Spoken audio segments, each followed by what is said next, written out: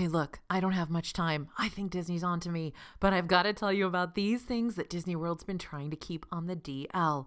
I've got ways to save hundreds of dollars on your hotel room, what pricey add-ons you should totally skip, and how to get the best park perks at the lowest prices. Let's go before it's too late.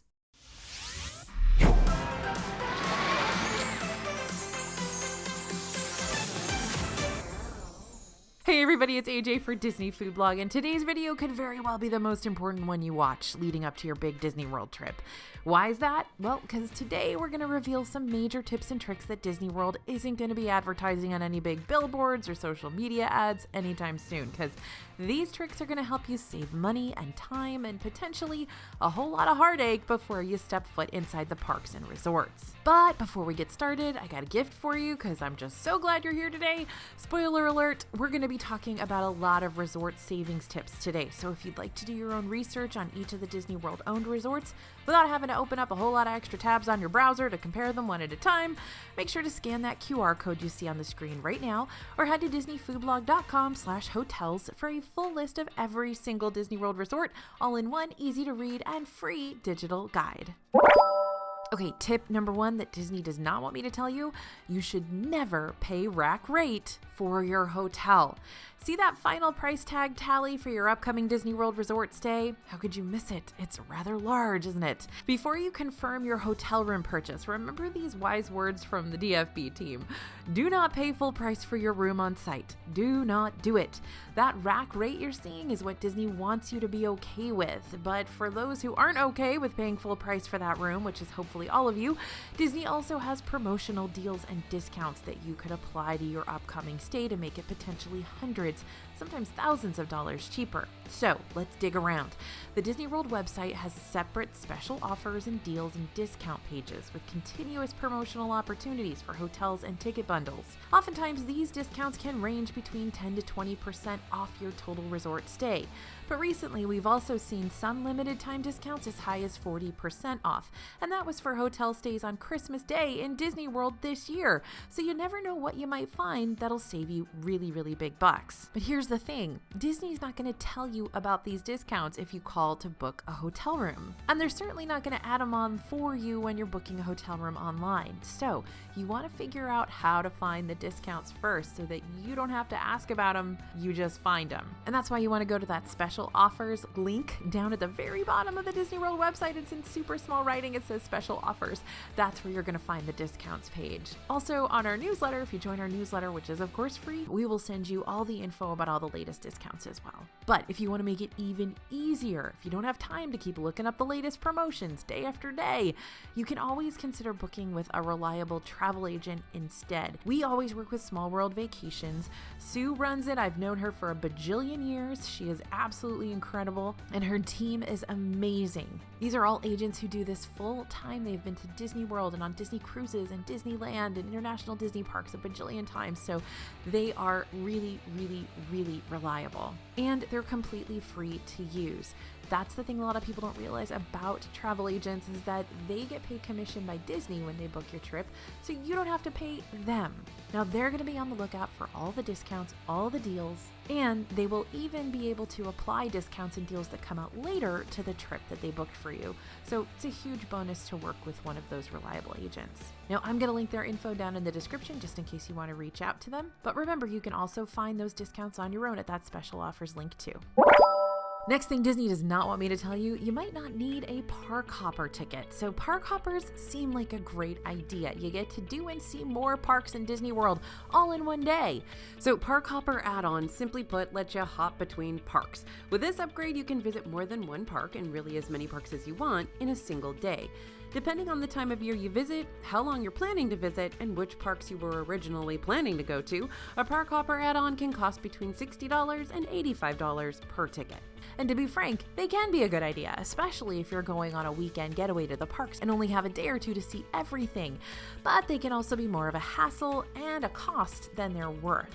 For the remainder of 2023, you must make a park pass reservation for the first park you want to visit each day. And whatever park you make the reservation for, that's where your Disney World day has to start, whether you purchased a Park Hopper ticket or not. Park Hopper hours start up at 2 p.m. each day, meaning you can't hop over to a different park until 2 p.m.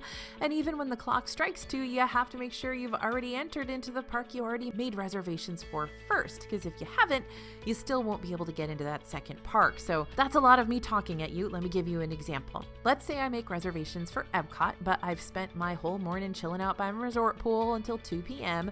and I'm ready to dry off and start hitting the parks. Well, I can't use my Park Hopper to immediately head over to Hollywood Studios or Magic Kingdom until I've touched base in Epcot first, even if that just means scanning my ticket to go in and out of the park real fast. Starting January 9th, 2024, Park Pass reservations are going away for most guests, but we don't know if there will be any change to that 2 p.m. park hopping rule, so you may still be boxed into your first park until that time. For longer trips, you might find Park Hoppers are a better value, since that $60 to $85 upgrade charge isn't per day, but it's per ticket. But if you're on a short trip and really want to see as many parks as possible, a Park Hopper is your only way to do it. For those short trips, keep in mind that you may not be able to fit in everything at every park, especially if your plan involves visiting more than 2 parks in one day. Transportation between the parks can add on a lengthy and often unexpected time suck that could mean you need to skip a ride or restaurant you really wanted to visit. So before you automatically jump into getting that Park Hopper add-on, decide how much time you want to spend in each of the parks as is and what you really want to accomplish in each park. You might even find that on your weekend getaway, you'd rather spend 1 or 2 full days in 1 or 2 parks rather than having to leave any particular one to try and squeeze in all 4. You can always change your mind mid-trip and add that Park Hopper upgrade once you get to Disney World and realize you have the time or the motivation to see and do more than you originally planned. The Park Hopper add-on does not get cheaper though if you add it later. The cost will still be the same as it applies to your whole ticket rather than specific days. Now, I love this next tip because it can save you so much money. You can buy 1 annual pass and get perks for the whole family. So whether an annual pass for Disney World is worth the asking price, which if you don't live in Florida is about $1,400 right now, depends on a whole lot of factors on your end, but you can always cut corners if need be. Technically, you only have to buy 1 annual pass to get perks for everybody. Annual pass holders get a variety of perks in Disney World, including free parking and discounts on select food and merchandise, discounts on hotels, access to annual pass specific merchandise, and a variety of other great benefits that might persuade you to the annual pass side. But you can get all of that with just 1 annual pass. So for example, if you're looking to get free parking, only one of your family members needs to be an annual pass holder to get that free parking for the car you're all in. You just have to crunch the numbers and see if it's worth it for you, depending on how many trips you plan to take in a year and how long each trip will be. It might be worth the price and the savings that are tied to it. Maybe. So Disney's really good about pulling the wool over our eyes when it comes to certain release dates or opening dates.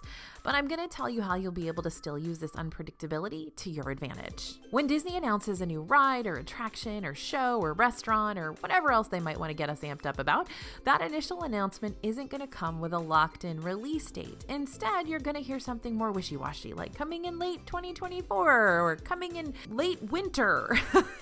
They make up seasons. I don't think they actually exist.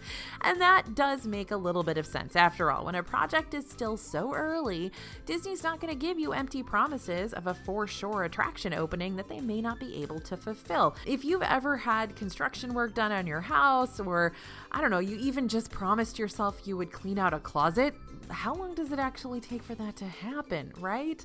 Disney's on the same boat here. They've got a lot going on. There's a lot of moving parts. And in order to create an entirely new attraction, you never know if you're going to have a situation arise where your contractors are going to come in late on that, or weather or illness or whatever is going to extend that predicted opening date, right? Let's remember that the first issue they had with this was on Disneyland's opening day, when Walt had promised July 17th, 1955 as the opening date on a TV show, and they had to stick to it, even though the concrete wasn't even dry in the park yet. But even those vague release dates, like coming this fall, might not end up being the whole truth either. Let's think about Roundup Rodeo Barbecue over in Hollywood Studios. Roundup Rodeo was originally supposed to open in 2020. But we all know what happened there. The whole world pretty much was put on pause, so the fact that Roundup Rodeo wouldn't be opening then was totally valid. Then, after some extended period of silence about the project, Disney announced that the restaurant would be opening later in 2022. But what was once a 2022 release date was silently pushed back into a spring of 2023 release date, and finally, this Toy Story-themed restaurant opened for the public on March 23rd. But not every rescheduled release date is one that pushes a project back. In fact, just recently we were surprised to see Shiki Sai Sushi Izakaya open in Epcot for walk-up guests on August 15th, when originally it wasn't supposed to open until August 30th. So in short, an attraction release isn't guaranteed until it opens, but you can still get an idea of the time frame it should be opening by. Now, how are you going to use this knowledge to your planning advantage? Easy, by being patient. I know, probably not something you're eager to hear, but let's look at Disney's history with opening attractions. The first days, weeks, even months of a new attraction can be wildly busy. So even if you're stoked to experience that new ride that everyone online's talking about, it may be best to swallow that FOMO and just wait a few months after that initial opening time frame. Not only will the hype for the new Disney experience have a chance to die down a little bit, but the initial kinks will be smoothed out by the first time you ride. We've had some ride openings where that ride is then closed for the majority of the first few weeks that it's open because of technical difficulties and things that they have to work through and things that they realize weren't quite ready. So if you wait through all that and schedule your trip for a month, 2 months, 3 months after that attraction or restaurant opens, that means A, it will definitely be open, and B, they will have gotten over those growing pains and it won't be so busy and crowded. Not to mention, waiting on your trip gives you a chance to read the room in regard to a new attraction. So Tron Light Cycle Run is a good example of this. While the virtual queues for Tron filled up within seconds on the first couple weeks of the ride's opening, those who waited to book their trips until a little bit later were able to hear feedback about the ride to know what they needed to be prepared for and how much they needed to set their expectations for it in advance.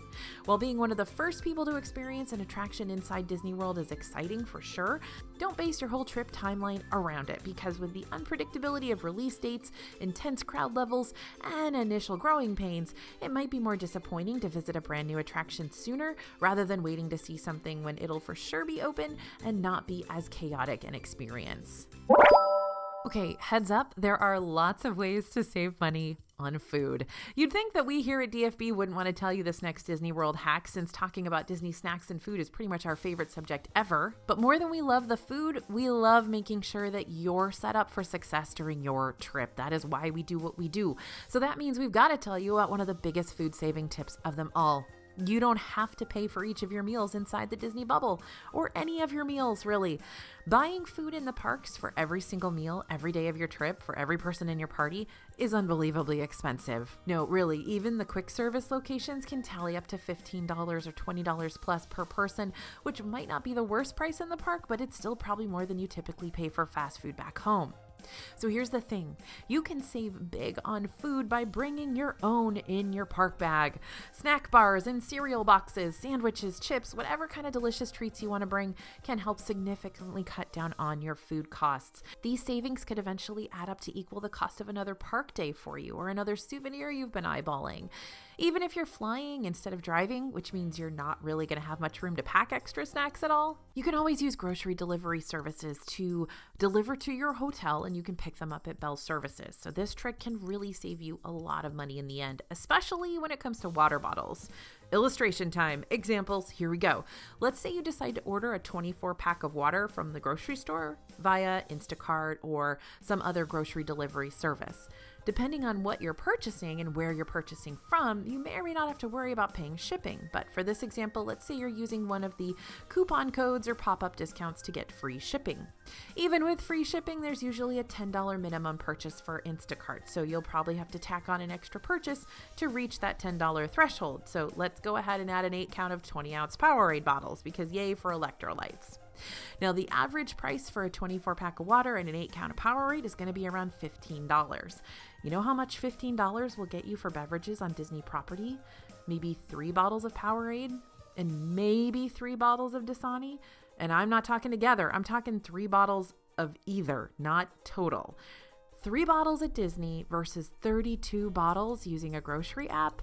Math might not be my strongest subject, but it doesn't take a numbers pro to figure out what's the better deal here. So use a grocery delivery app, whatever one you like best, to your advantage and save money where and when you can on food and drinks in Disney World.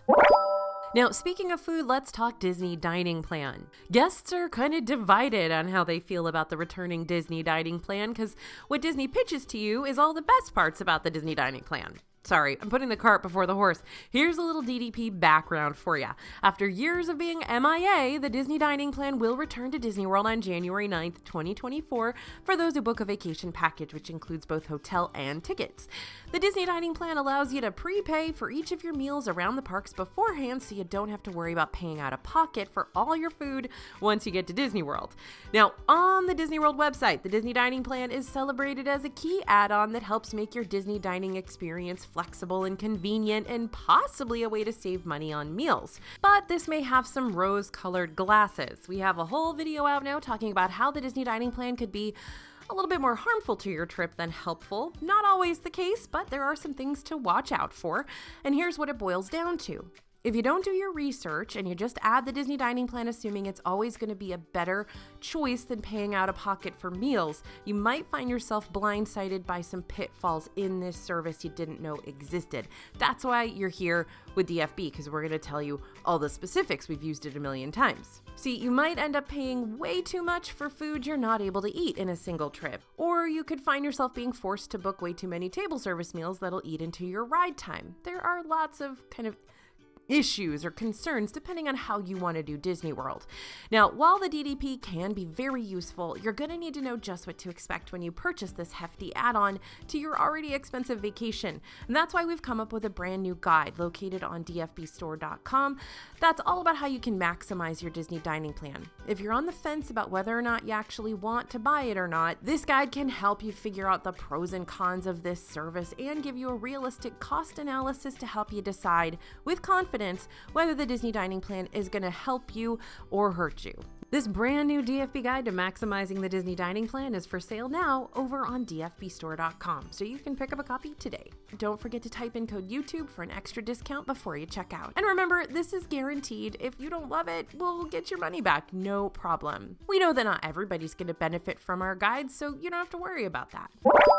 Okay, now let's talk about discounts on food. If you're an annual pass holder or a cast member, or a Disney Vacation Club member, or a member of something else that grants you discounts on Disney merchandise, be sure to grab snacks and drinks in merchandise locations instead of snack kiosks, because that way you're going to get some extra savings.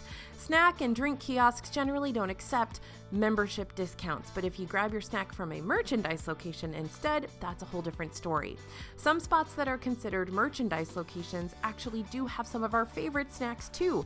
One of the greatest examples of this is Caramel Kusha in the Germany Pavilion at Epcot. This little bakery is actually marked as a merchandise shop, so you can use your annual pass and other discounts here on some of the items. So if and when you can, skip the snack carts and opt to get some treats in the gift shops to take advantage of those extra savings. Now, I love this tip. You know I love this tip, and I'm going to say it again. The Swan and Dolphin resorts are the Goldilocks of Disney World hotels. Why do we love staying here? Because they are very close to the parks. You can walk to 2 parks from these resorts. They're not too expensive, and they've got just the right amount of Disney resort perks. Plus, they feel like deluxe resorts, even though you're not paying deluxe resort prices. So the Swan and Dolphin are 2 separate hotels. There's actually a third one called the Swan Reserve. They're all owned by Marriott, and they're placed right next to each other, right in the middle of Disney World property with walking distance to Epcot and Hollywood Studios, and the boardwalk and the Skyliner, etc., etc. While these hotels have great restaurants, fancy vibes, and the convenience of the Skyliner system, which is again only steps away, one of the best parts about staying at either location is that they're treated like deluxe Disney World resorts when it comes to perks, despite only having a moderate price point, or even less than that, depending on what time of year you're visiting and if you're using extra discounts. So rooms at the Swan tend to start around $206 per night, and rooms at the Dolphin tend to start around $273 per night. Those are sometimes value resort prices. And when you compare that to other Disney Deluxe resorts that are also within walking distance to Epcot and Hollywood Studios, you're going to be saving hundreds of dollars per night on your stay. Just look at the rack rates at the Disney-owned resorts around the Epcot area. Standard room at Yacht and Beach Club starts around $530 per night, and a standard room at Boardwalk is at $590 per night. Considering the fact that you can potentially stay in either the Swan or Dolphin for hundreds of dollars less and still receive those deluxe resort perks, including extended evening hours, which allows deluxe resort guests 2 hours of extra time inside certain parks on certain nights after they close to everyone else, you might discover your new favorite Disney hotel that's not even Disney owned. Quick word of warning though, one of the key downsides about staying at Swan and Dolphin is the bus transportation over to Animal Kingdom and Magic Kingdom, but especially to Magic Kingdom. Since the Swan and Dolphin buses aren't technically Disney buses, they used to be, not anymore though, they won't be able to drop you off at the front gates of the park. Instead, they'll have to drop you off at the Transportation and Ticket Center for Magic Kingdom and off in the middle of the parking lot for Animal Kingdom. And so from there, you're going to have to take the ferry or the monorail to get to Magic Kingdom, and you're going to have to walk into Animal Kingdom. But if that extra transportation time is worth the extra savings, which I think it often is, you can make Swan and Dolphin your new home away from home. Now, another thing Disney does not want me to tell you, just because you don't end up staying at a Disney World hotel, you can still visit the Disney World hotels. So Disney works to make their resorts a big part of the overall vacation experience, and they really, really are. But just because you end up staying somewhere else, like at Good Neighbor Hotels or an Airbnb or a VRBO, or even a Universal Studios hotel for that matter, you can still take part in most all Disney World resort activities without actually staying there. Each Disney resort hosts a wide variety of fun activities and offerings that are scheduled each day of the week. We've seen everything from painting classes to shirt tie-dyeing to drink tastings, and these activities are open for anyone to participate in. You can pay a little extra and do the Sangria University at Disney's Coronado Springs Resort, pick up a free Hidden Mickey hunt at Disney's Wilderness Lodge, or sign up for the Wilderness Back Trail Adventure at Disney's Fort Wilderness without having room reservations for any of those hotels. If you're not sure what activities are available at the hotel you're visiting, just stop by the main building. You'll usually find a sign that lists all the different offerings for that particular week, or you can go to the front desk and they'll just give you a schedule. We often see scheduled activities like arts and crafts and ongoing offerings like tours and seminars. But before you start planning your big resort hopping adventure, keep these 3 things in mind. 1, pools and gyms will be off limits to non-resort guests, so don't bother packing your swim trunks for a resort you're not staying in. 2, resort parking is also strictly for hotel guests, unless you have a dining reservation for the hotel you're visiting. To get to the different resorts without driving there yourself, you'll need to hop on a bus over at one of the parks or Disney Springs shopping district, or you can check out the different resorts lining the Skyliner and monorail loops for a quick way to visit multiple Disney hotels without a whole lot of extra bus stop waiting. And 3, during busier times of the year, resorts may have to make a judgment call and turn non-resort guests away from the hotel, just to make sure the guests that are actually staying there will be able to make reservations for activities on site without them getting booked up. This doesn't happen very often. In fact, I would say it happens unbelievably rarely. We've been going to Disney World for 40 years combined, and I think it's happened like 3 times. But if you're visiting during a high traffic time for Disney, the holidays, or peak spring break, you might want to call up the front desk of the resort you're wanting to visit and double check on the situation there. Okay, big truth bomb incoming, y'all. I know when you watch the Disney World commercials, it looks like Disney is a one-size-fits-all type of vacation, and toddlers and kids and teens and adults and grandparents are all in love with the very essence of faith, trust, and pixie dust that the parks and resorts offer. But at the end of the day, there are just some people who don't like it. Doesn't mean there's anything wrong with them, it just means they've got different ideas of what a vacation looks like, maybe even more relaxing ideas. Before you invest thousands into a Disney vacation for your family, get a feel for who might actually enjoy this and who might end up simply tolerating it. Because if there's more people in your party leaning toward the latter, then forcing a Disney vacation to happen is going to lead to more crankiness and a lot less fun. Even if it's only 1 or 2 people in your group who'd rather skip out on the most magical place on earth, make sure you keep them looped into the planning process anyways, so they can still have a say on what goes down during their vacation time too. And don't forget, Disney is made up of a lot of different pieces and parts, not just the parks. So teens might have a better time shopping around Disney Springs rather than riding It's a Small World and Magic Kingdom. Grandparents might have a better time walking the trails around Animal Kingdom than standing in multiple thrill line queues over at Hollywood Studios. And your toddler might have a better time playing at the free resort splash pads than being all decked out over at the very expensive Bibbidi Bobbidi Boutique. So ask the questions, get answers, make vacation plans that'll at least make everyone semi-satisfied, even if it means skipping the Disney bubble altogether. And once again, I'm coming at you with another resort savings tip that I really know Disney would rather you not know about. During your time in Disney World, you might want to amp up your Disney hotel stay into something a little more bougie with more space to spread out, right? Who doesn't?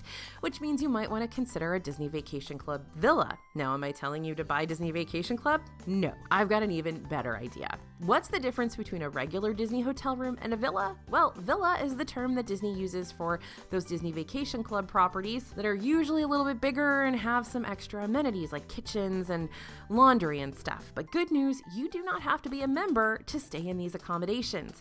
Non-Disney Vacation Club members can book rooms straight through Disney, just like you'd book a standard hotel room. Deluxe villas give you furnishings that are generally a little bit more on the higher end. You'll also get larger square footage in some of these rooms. Plus, they also typically come with special amenities that can make your trip easier and more convenient. Maybe 1 to 2 bedrooms, 2 bathrooms, stuff like that. And that's great, but the not so great part of these is the asking price. Most DVC rental prices that you'll book directly through the Disney website will cost between $780 and $2,000 per night. Some of them are even more expensive than that. However, you can rent points from a DVC member to save a little money. Now that sounds scandalous, right? But it is 100% legal. Whenever we decide to go this route and rent those points instead of paying full price through Disney, we always use David's Disney Vacation Club rental site. That way there's a professional third-party middleman between the renter and the rentee to ensure that both sides of the deal benefit from the purchase, and there's no funny business. There's literally an escrow process here. If you want to learn more about the pros and cons of renting through one of these third-party DVC rental sites, make sure to check out our DFB video that goes into full detail about how these third-party rental services work and how you can potentially save hundreds on a much bigger room on Disney World property using this method. Plus, let me say this, I've used it before. I used to use it like 20 years ago when I would go to Disney World, back when Disney Vacation Club first began. I've never been a member, but I've been renting points for a really long time. And it can be hugely beneficial to both parties, but you do kind of want to have that person in the middle who's making sure that no problems sort of happen with last minute emergencies and things like that. You want someone who's going to cover everything.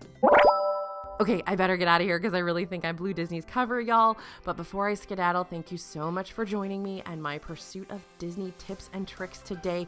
Don't forget to head over to disneyfoodblog.com/hotels for your free DFB guide on every single Disney World resort. Thanks for listening, everyone, and thanks for watching. As always, this is AJ for Disney Food Blog, and we'll see you real soon.